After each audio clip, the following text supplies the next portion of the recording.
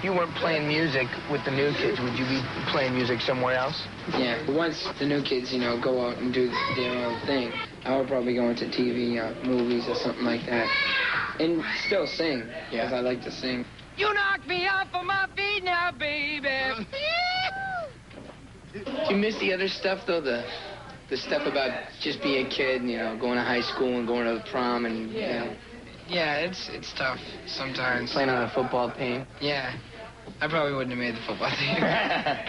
But, yeah, it's just, it's a lot more carefree, Yeah. And I mean, when you're out on the road, you just have a lot more to think about.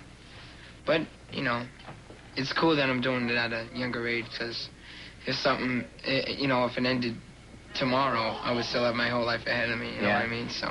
Do you miss doing the acting stuff? Do you miss the theater? Or... Yeah, but a stage is a stage, and what we do out on the stage is just performance. Yeah. And I love to entertain.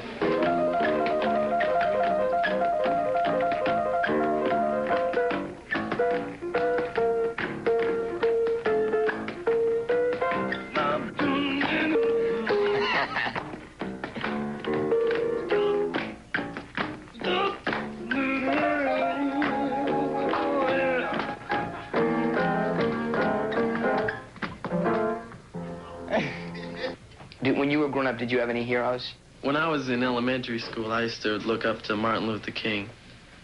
I just remember every year, when his birthday came around or something, there would always be a big thing in our school. I always remember that, and seeing the films and him saying his speeches. But that's real rare that even that you would say Martin Luther King, because he's a hero to so many black Americans. Are you real conscious of the whole race problem in America? Well, yeah, but I guess that's just because when I was going to school, that's when busing started. Right. And I was bused to an all-black area, me along with Donnie, Jordan, and John, and we were the minorities. So even when at that point and now, I don't look at anyone like that's my black friend, that's my Puerto Rican friend. They're just my friend. And their skins are just a different color. Yeah. Big deal. It matters what's inside here. Yeah.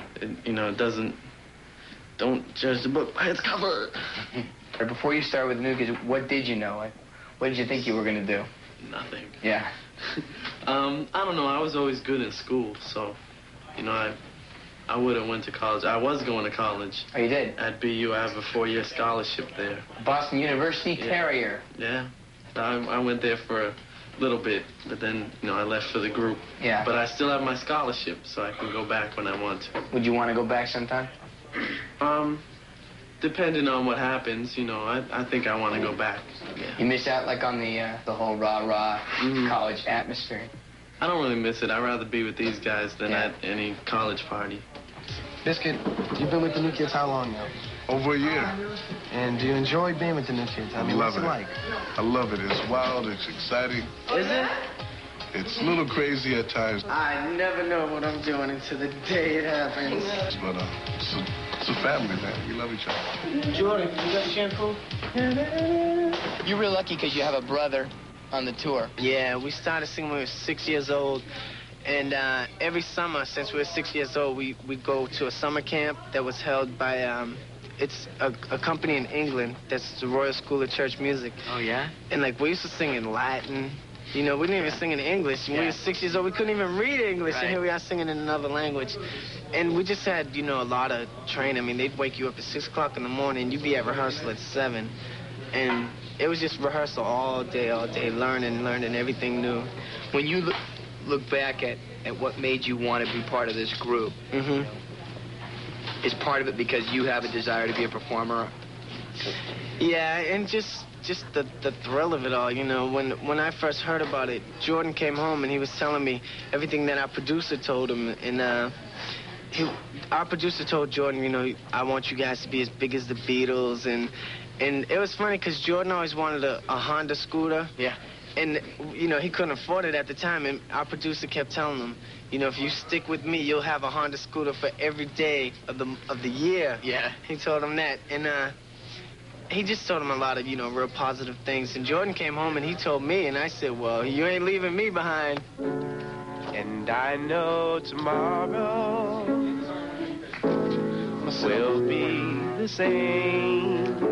Yeah, it seems like a dream to me that won't ever change. Every day, love me. Ever since like kindergarten, me and John always been the two that were always seen together, you know. And sometimes I feel lonely and down and homesick, and I just look at John and I, you know, feel better. Our generation, a lot of us are the first generation that can't expect to do better than our parents. You know, our parents made a great living and they made it better than their parents. But you're doing something, you know, where you're beyond, I'm sure, even your mom's wildest dreams for you. You know? Yeah, I look at it as I got lucky, you know? Yeah. I mean, it's just God's will, you know? If you weren't doing it, would you still be singing somewhere else? Would you be back in the church choir? Would you be... It's really hard to say where I would be, because before I joined the group, I really didn't look ahead, and that's something that the kids in the world, you know, have to do. They gotta prepare for the future, because they are the future. Yeah. And I'm real lucky that, you know, the group really got successful. It's amazing in just like the last year what's happened. Yeah. I mean, if you just take a breath, Jordan, you know, and you think to yourself, whoa, we're on skyrocket. It's 4th of July and Christmas and everything all at once. Yeah, right. Yeah, it seems like every day is Christmas. We get flowers and gifts and everything every day. It's unbelievable. But, you know, I'll never be able to see it as, say, you would see it, you know, because I'm on the inside. I'm not in a classroom hearing girls saying, oh, Donnie's so fine, and if you look at his picture, I'll beat you up, or, you know.